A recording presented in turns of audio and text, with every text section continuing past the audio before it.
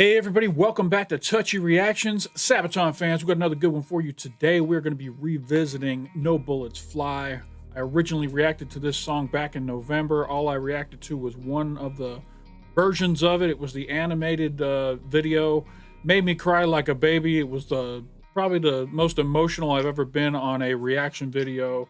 Didn't see it coming. It snuck up on me. It's just the epitome of how a good story and great music can hit you emotionally.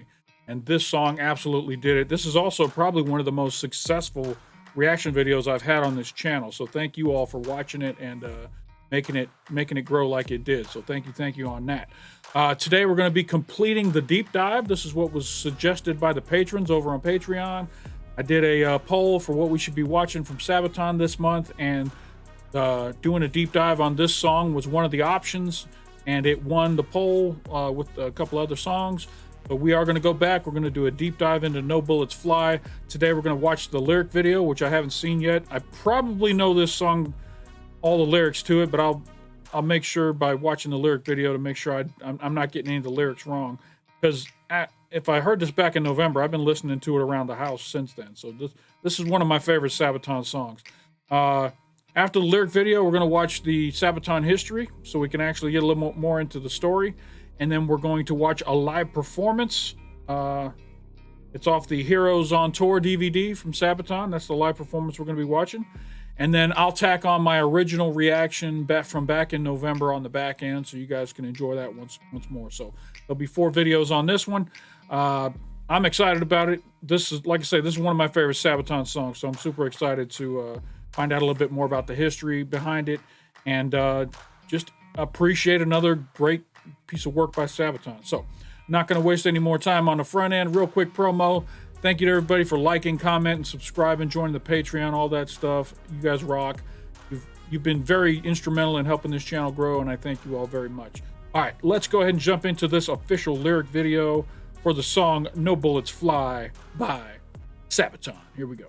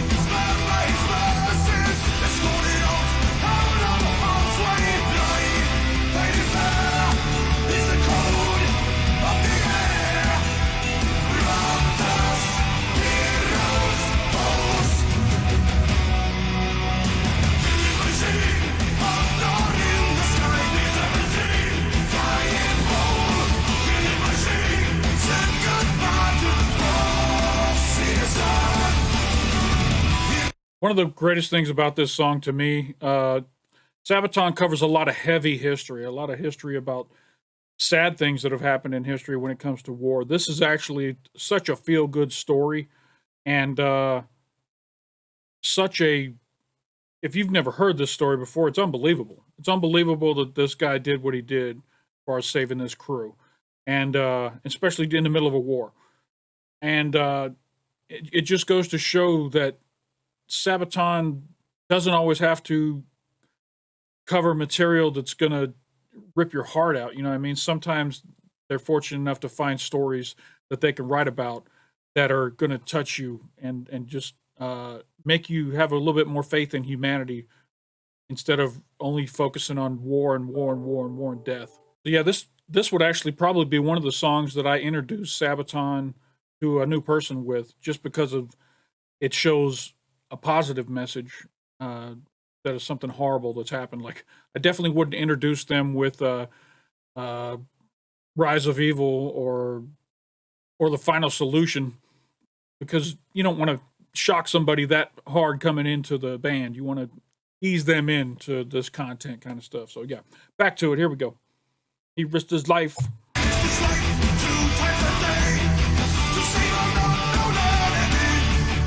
Let's go to safety, out on the care zone. A short salute.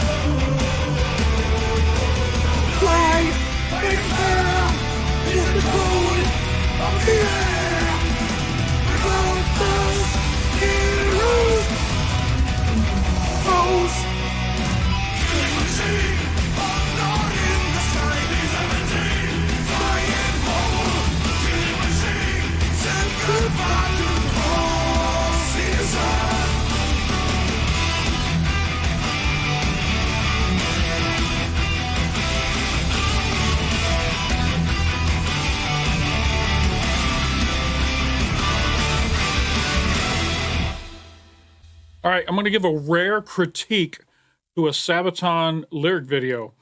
Normally, every time I get into a Sabaton lyric video, I'm like, man, these guys do the best lyric videos in town. And this one was decent, but this one seemed like it was very. They put the least amount of effort into this one, and I'll show you what I mean by this. I'm just going to clip back to some. I'm going to hit some stills on this. So it looks like all they did here was take this photo and put the words over it and move the camera around during the whole lyric video. And that's not typical. Sabaton normally has a little bit more dynamics into their lyric videos.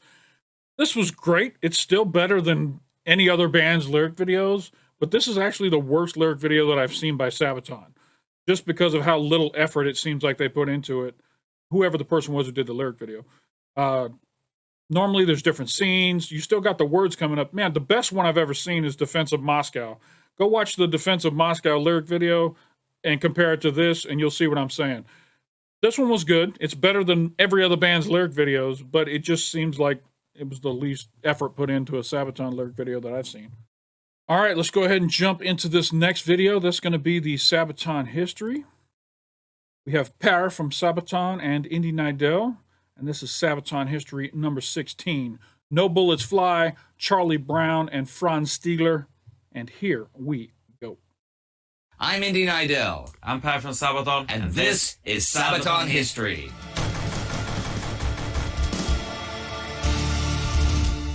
Even in the depths of the inhumanity of World War II, you still find stories of humanity and even honor between the two sides. Yeah, and thanks to the American author Adam Marcus, we found out about the story about No Bullets Fly. And that's a story I'm going to tell you right now, and then Per's going to tell you about the song. It's hard to describe if you see an airplane that's so crippled, and for me it would have been the same as shooting at a parachute. I just couldn't shoot.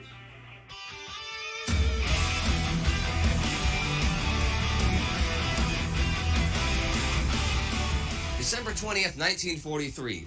Days before Christmas, and snowflakes spatter the windshield of Ye Old Pub, an American B-17 bomber. Flying 20,000 feet above the North Sea, it's part of an 8-mile-long bomber stream on its way to northern Germany. Their target, a Focke-Wulf aircraft factory in the city of Bremen.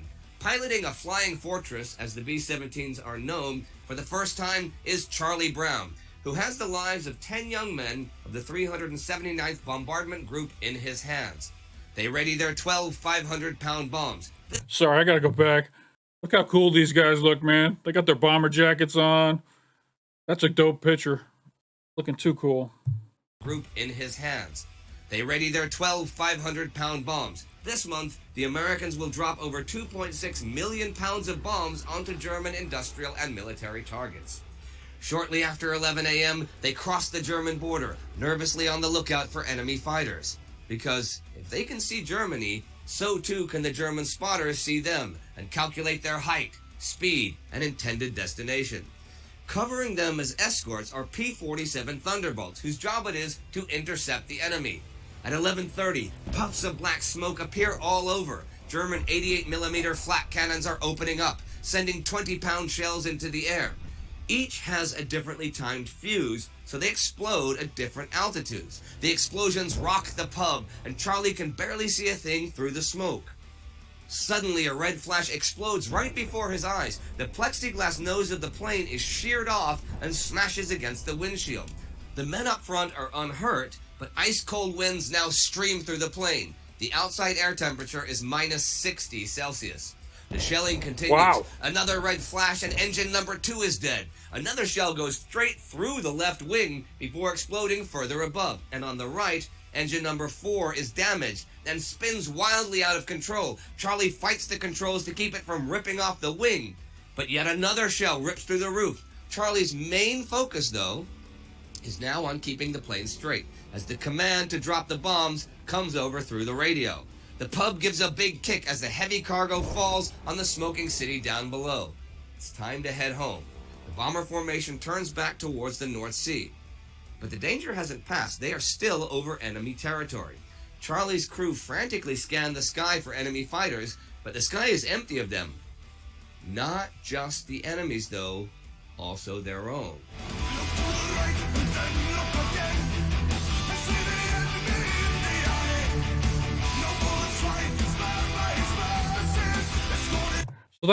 the air blowing through that cockpit is like he said, a minus 67. That'll freeze your skin. I mean, that's something you don't really think about when you think about bombers. I mean, you think they're flying low enough to where it's not going to be that cold, but that'll freeze you. That's crazy. Now, none of the bombers have made the run unscathed, but the pub and the bomber beside them are seriously damaged. Charlie can see that the other plane is in bad shape, smoke pouring from two engines and dangerously losing height. The pub itself stays up, but is reduced to two functional engines, and both planes have fallen way behind as their formation has flown on ahead. The other plane dives to try and put out its fire. It disappears behind some clouds, and suddenly a red flash catches Charlie's eyes. The other plane is gone. His co-pilot cries out. Dark gray shapes appear on the horizon. It's a squadron of Focke-Wulf 190s closing fast. At the same time, a group of Messerschmitt 190s leap through the clouds below where the other B-17 has just disappeared. Charlie's men ready their machine guns as the two lead 190s aim for the pub's cockpit to take out the pilot and the controls in one attack. But Charlie turns and flies full speed toward the attackers, only presenting them the narrowest target while also shortening the distance between them. That catches the attackers off guard, and their bullets miss the cockpit and bounce off the plane's roof. Charlie's top gunner returns fire and hits a 190. It banks off on fire. The second 190 is hit by the nose gunner while trying to avoid collision. The Flying Fortress still has some fight in it. Now the 109s close from behind. The tail gunner tries to spin his guns, and nothing happens. The gun is frozen. Literally frozen. The winds blowing through the plane have now frozen the oiled gun. The attackers close in. The tail gunner signals Charlie, and he jerks the plane into a steep dive. Bullets ricochet off the frame, penetrating the glass of the ball turret beneath the plane and cutting off half of the rudder. The radio operator calls out for help, but gets only static. Bullets have pierced the radio. 20mm shells have punched through the plane and severely wounded many crew members. The tail gunner is now dead, and all of them are affected by the frost. Charlie fights just to keep the ruin of his plane in the air. Did they say this was his first mission? This is what his first exposure to war is? Just getting destroyed by flak, by hell, his support aircraft left him. His plane's about to fall out of the sky. Damn. One gun is still operable. Another attack, and the cockpit is hit, puncturing Charlie's oxygen tank. Tipping to the left, the bomber spirals out of control. Faster and faster, it spirals downwards. Gasping for air, Charlie tries to get control, but the loss of the rudder makes that virtually impossible. Upside down, Charlie's vision fades.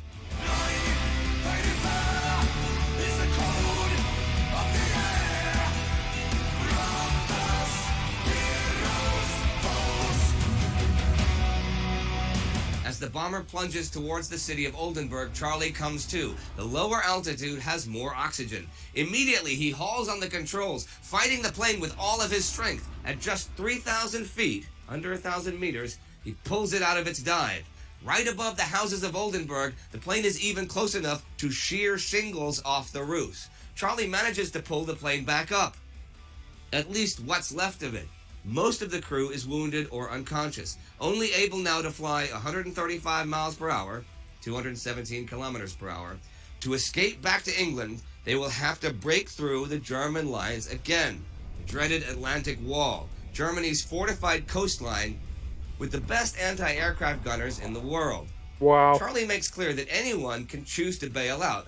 Being a POW is still better than being shot to pieces, but his men refuse. Eyes fixed to the north, they fly past the Jever airfield, where German fighter ace Franz Stiegler is about to start his engine. Just a day earlier, he brought down a B-17, and shooting down another one makes him eligible for the Knight's Cross. To Franz, though, this medal means more than just an award for being a killing machine. It means that there is sense behind his fighting, and that he has done his duty for his countrymen. He has seen firsthand what the bombers have done to cities like Hamburg and Bremen, reducing them to rubble. But his fight is not about hatred or revenge. It's about duty and survival. Franz Stigler learned his craft during his service in the Libyan desert, where he flew with the Knights of the Desert and their starfighter ace Hans-Joachim Marseille. He has lost a brother to the war, he has seen the destruction of the Afrika Korps, and then was caught up in the desperate fight for Sicily under Adolf Galland. He would earn his Knight's Cross by shooting down the flying fortress that appears now before him. He begins his attack run.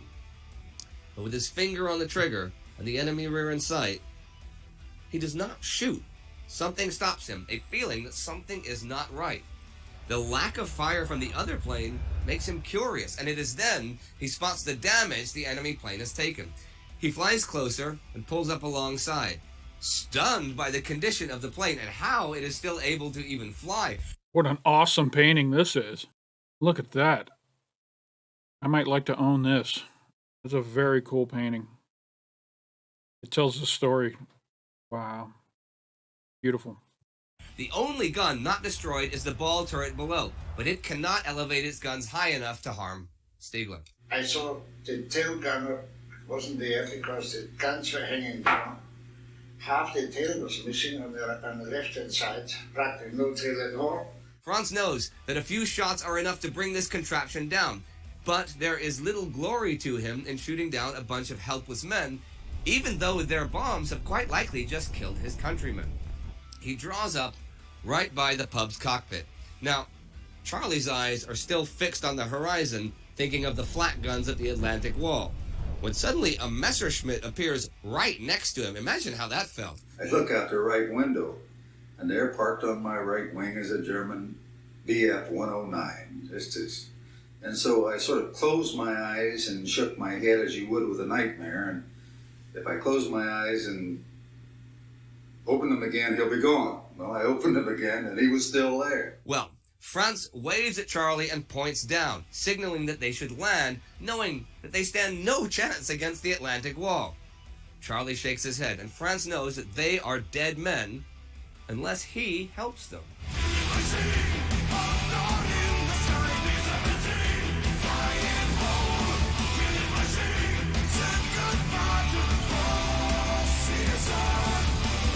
So he stays with them as they fly towards the Atlantic Wall. See, the experienced German spotters on the ground will easily recognize one of their own.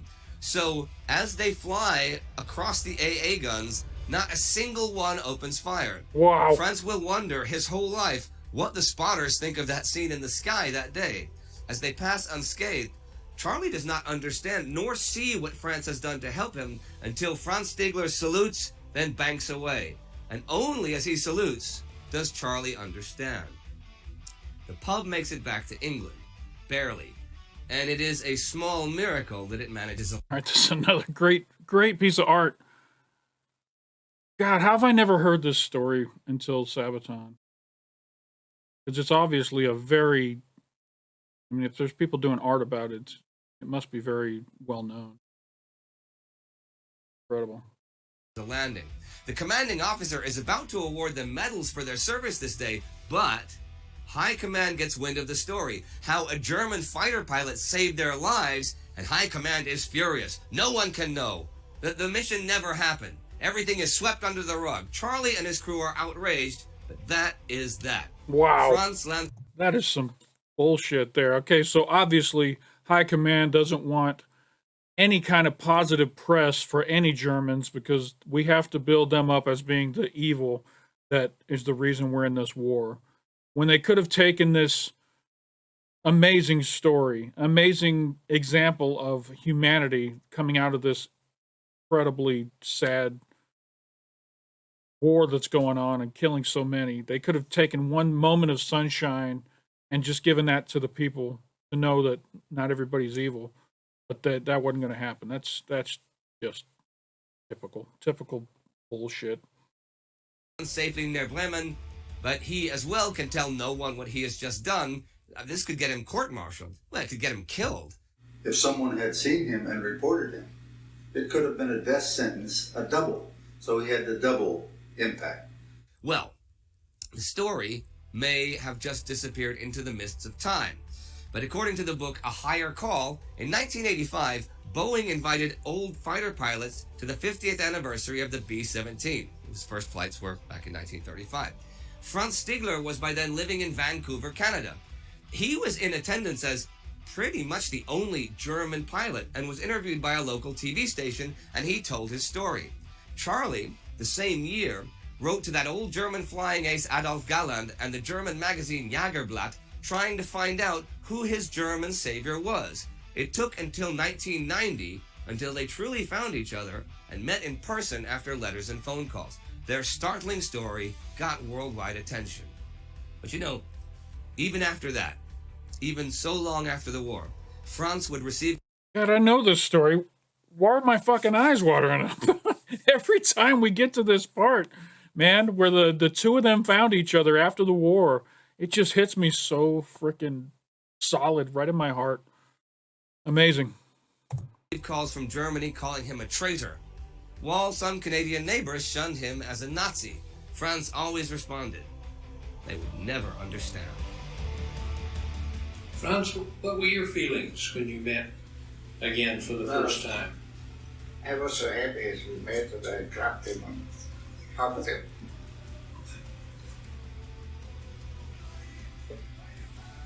Wasn't easy.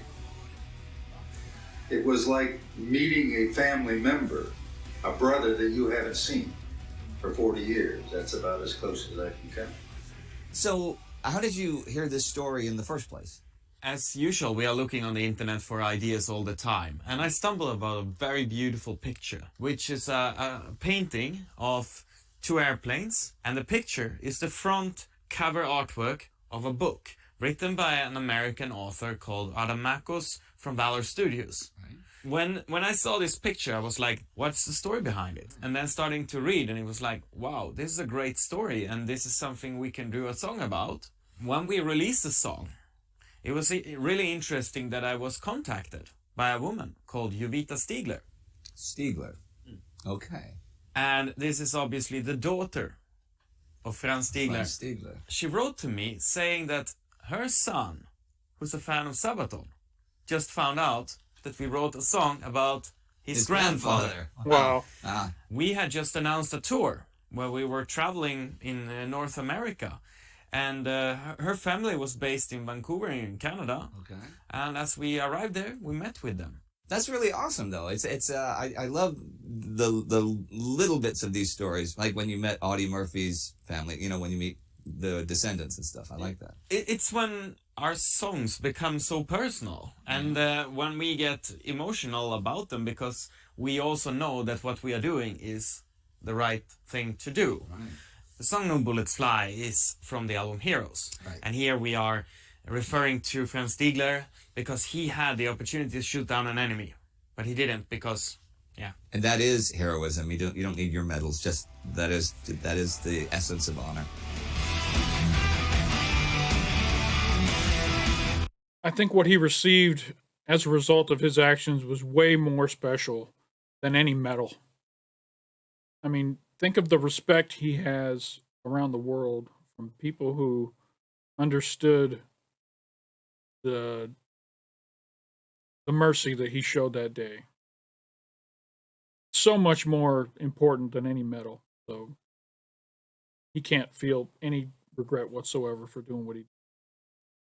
He's a hero. Makes me wonder, had the roles been reversed, had this been a German bomber flying over England that was completely destroyed, and a American or British pilot decided to show mercy on that German bomber, would we all still feel the same way about this story? I don't know. That's a crazy way to think about this. I don't know. But man, what a story. All right, well, ladies and gentlemen, that's No Bullets Fly. And this is Sabaton History. Alright everybody, thanks for watching. Please subscribe to the Sabaton History channel, check out World War II, Time Ghost, and don't forget to support the Patreon because that's really what makes this happen. Yes, as always, please support Sabaton History on Patreon so we can continue to get these great history lessons. That's awesome. All right, let's go ahead and jump into this live performance of No Bullets Fly by Sabaton, and then we'll tack on the November reaction from the original time hearing this song at the very end here. Here we go. This is Sabaton live singing No Bullets. I think it's time for a little less beer and a little bit more heavy metal, right? Yeah! Are you ready for No Bullets Fly?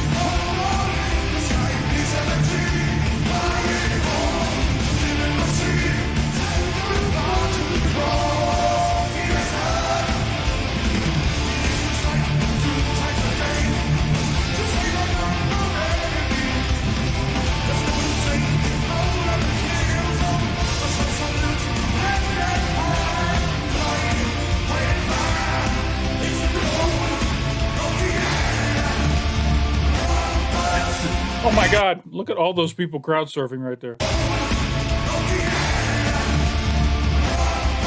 1, 2, 3, 4, 5, 6. There's like 10 of them right there. Awesome.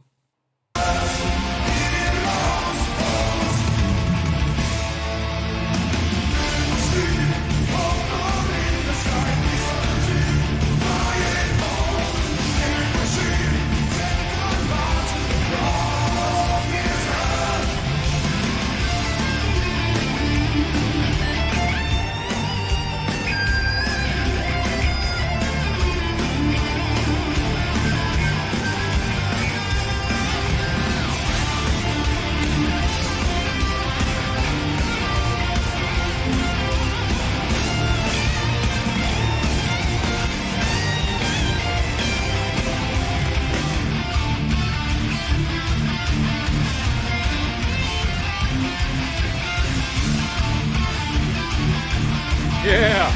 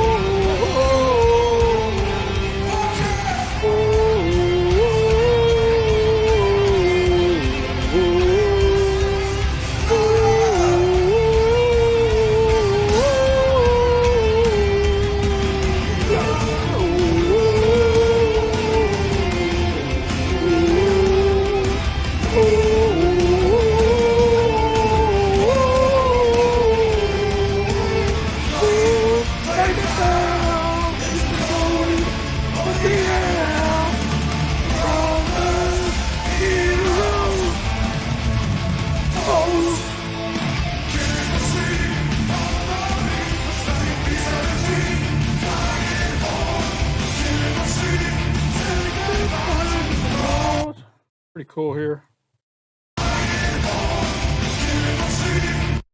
They're performing like right at sunset. That I wonder if that's like, I guess normally you want to be the last band to perform. That means you're headlining. It's going to be at night. But I think if you can't have that spot, this is the spot to be in, right at sunset, when everything's just beautiful outside. You still see the crowd real well. The pyrotechnics can still be seen because it's not too bright. It's a good time to play. Huh.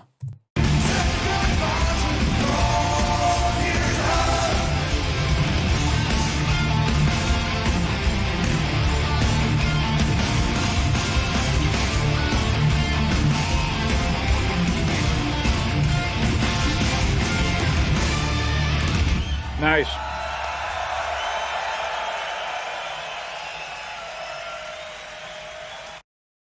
Vakken 2010, it looks like. All right, that was No Bullets Fly live. All right, so at this point of the video, I'm going to edit in my original reaction to this song with the animated video story from back in November. And yes, I do cry during this part of the video. I wasn't ready for it, man. This story I'd never heard it before. It snuck up on me, and it touched the shit out of me. I mean, this might be one of the best stories that Sabaton has covered. So, hope you enjoy this part of it, and I'll jump back in for the outro after we revisit Ryan crying back in November. Here we go. Hey everybody, welcome back. It's another day with a Sabaton video here on the channel. Today we're going to be taking a look at No Bullets Fly, the animated story video. This one's about 8 minutes and 46 seconds long. I'm excited. It's got a lot of content, so I'm having fun on this journey here. I haven't heard a bad one yet, so let's keep it going and enjoy the ride. If you're enjoying this channel and you like these kind of videos, give me a like on the video. It really helps. And if you want to see more content like it from me, go ahead and hit subscribe. I do take suggestions. We wouldn't be here watching these videos right now if I didn't take suggestions from viewers. So if you think I might like something, if Sabaton related or any band related, I'll give anything a chance. I do warn you, though, if I don't like it, I'm going to tell you I don't like it. I don't, if it sucks, I'll tell you, hey, man, it's not my cup of tea. So enjoy it all you want. But anyway, not going to waste a lot of time. Let's jump into No Bullets Fly, the animated story video from Sabaton. It's December the 20th, 1943, and in the freezing air high above Germany, Second Lieutenant Charles Charlie Brown is at the controls of his B-17F, ye old pub. At 11:30, approaching the target of the Fokker-Wulf plant near Bremen, the pub is rocked as 4 explosions go off right in front of the B-17. A cry comes across the intercom. We're hit! In the plexiglass notes, a huge hole had been made and icy cold wind was being blown inside, making freezing conditions for the crew. Engine 2 had been hit, and co-pilot Spencer Pinky Luke let out an expletive as he noticed a huge hole in the right wing. Releasing their bombs over the factory, the crew turned to the north, planning to head over the coast and turn west for home. With one engine out and engine 4 now faulty, the pub started to fall back from the formation with another damaged plane. Sam Blackie Blackford in the bull turret watched as it disappeared into a cloud bank. Can you imagine being in a world war again? I mean, times have changed and technology's changed and politics have changed, but just watching these old stories about war, man, I can't imagine what it must have been like during that time when the entire world was in the middle of a war. All the different countries choosing sides and fighting each other. And that was just normal daily life for so long. It's crazy. Whoever's doing the animation on this did a good job too. There was an orange flash in the cloud. Bandits, Eki shouted as 5 BF-109s streaked from the cloud bank. Then another cry. Bandits, as 8 FW-190s were spotted in formation ahead of the pub. Sergeant Bertram Frenchy Coulomb in the turret shot the 190 out of the sky. The navigator, Al Doc Sadek, took out the second. Pinky reported that engine 3 had been hit. That left just one engine at full power. The BF-109s attacked the pub from behind, swarming all over. But due to the cold wind running through the pub, most of the guns were frozen. In a turn now, the pub was repeatedly hit, taking extreme damage and killing the tail gunner. A shell penetrated and exploded near the waist gunners, injuring the crew and creating a huge hole. The oxygen supply was taken out. No way they survived this, right? I mean, one engine, planes being destroyed, guns aren't working, you got 5 bogies on you. No way they survived this, right? And the pub spun towards the ground. With the crew unconscious due to lack of oxygen, the B-17 fell for 4 miles. Charlie started to come around and grabbed the controls, pulling back as the plane continued to fall. 5,000 feet, 4,000 feet, 3,000 feet. Just moments from hitting the earth, the plane pulled up, almost scraping the trees as it did.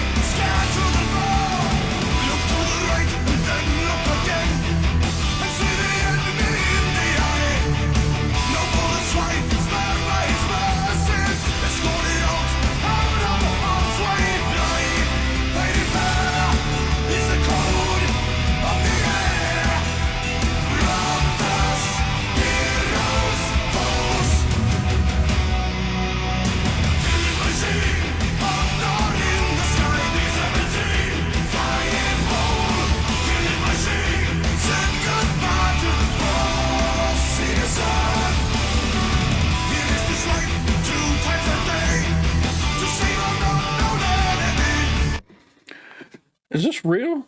Did the German fighter escort them out of there? Did this really happen? Also, I think it's pretty cool that they animated the band into this.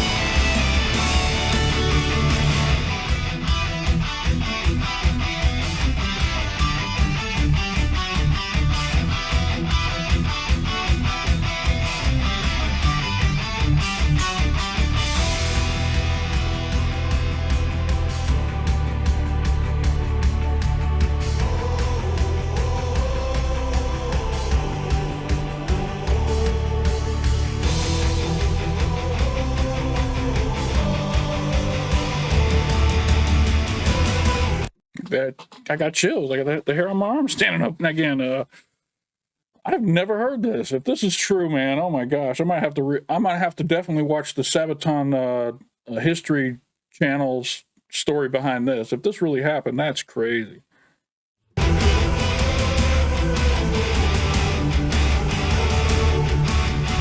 Wow.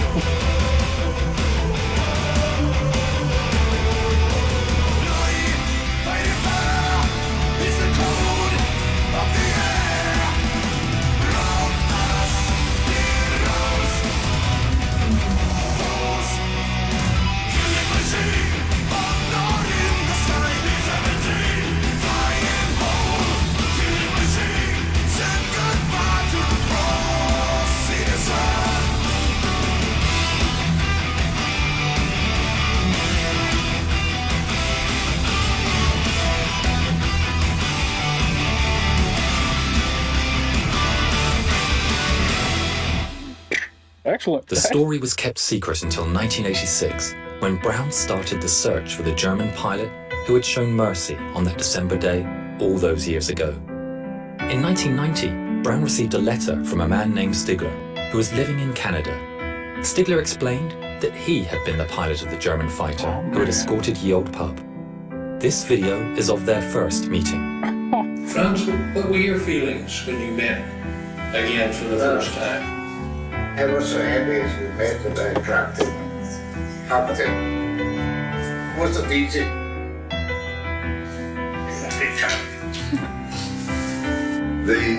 The fact that he risked his life really in many ways, and I wrote him in a letter. I said, if you made a habit of feeling sorry for bomber crews, flag up alongside them, I am sure that you were shot down many times. But it was not only the audacity that he came up to us and then recognizing the threat. If someone had seen him and reported him, it could have been a death sentence. Franz gifted Charlie a book, and inside the inscription read, "In 1940, I lost my only brother as a night fighter. On the 20th of December, 4 days before Christmas, I had the chance to save a B-17 from her destruction. A plane so badly damaged, it was a wonder that she was still flying.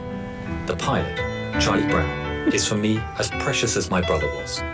Thanks, Charlie. Your brother Franz." In 2008, within a few months of each other, the two firm friends went on their final journey. Franz Stigler never got the Knight's Cross, but as he always said, he got something better.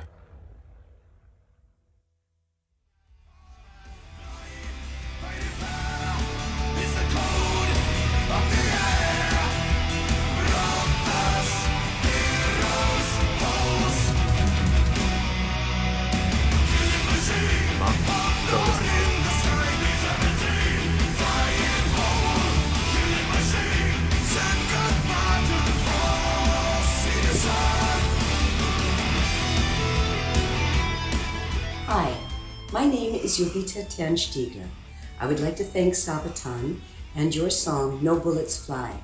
Because of this, the story of my father will live on. See you on your next concert tour.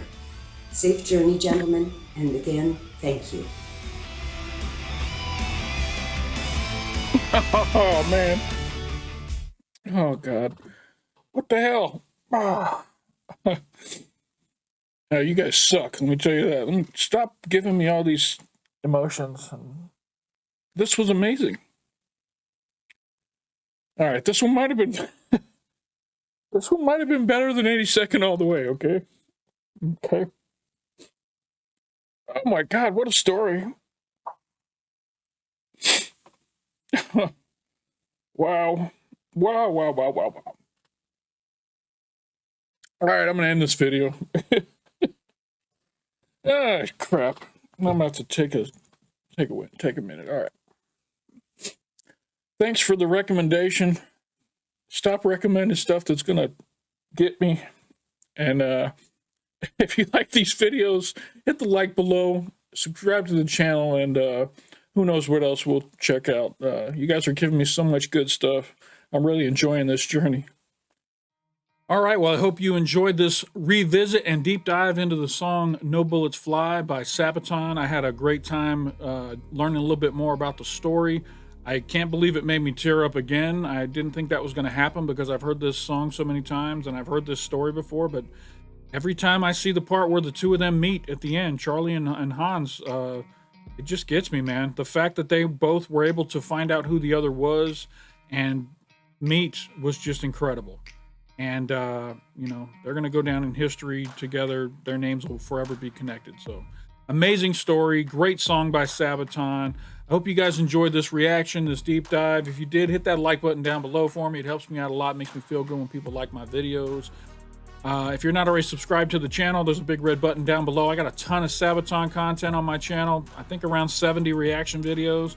So if you're new to Touchy Reactions, go check out my playlist for Sabaton reactions. I got everything over there. And if I have a Patreon too. That's how this video got made today. We did a poll over on Patreon, and the patrons voted on what they wanted me to do for Sabaton. This was what won the poll.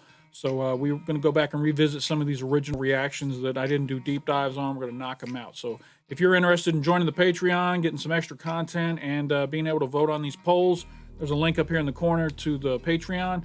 And there's also one down in the description. So, hey, thank you to all my patrons. Thank you for guiding me back down to this walk down memory lane. It was very fun for me.